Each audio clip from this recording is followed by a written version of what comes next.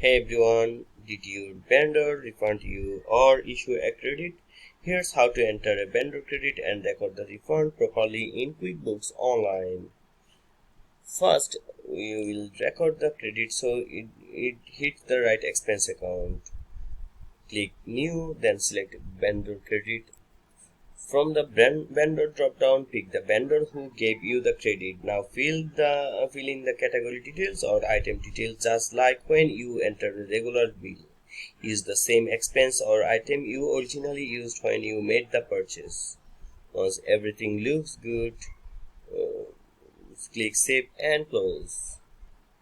Now let's deposit the refund you actually received. Click New, again select Bank Deposit, choose the bank account when you got the refund. Scroll to the Add Funds to the Deposit section and fill it like this. Select the vendor, then account, this is important, choose account payable, payment method, choose how you got the refund, amount, enter the exact amount refunded, then click Save and Close again. Choosing account payable might seem weird, but it links to the refund back to the vendor credit you just entered, so QuickBooks can match things up correctly. And that's it. You entered a vendor credit and recorded the refund in QuickBooks Online accurately and cleanly.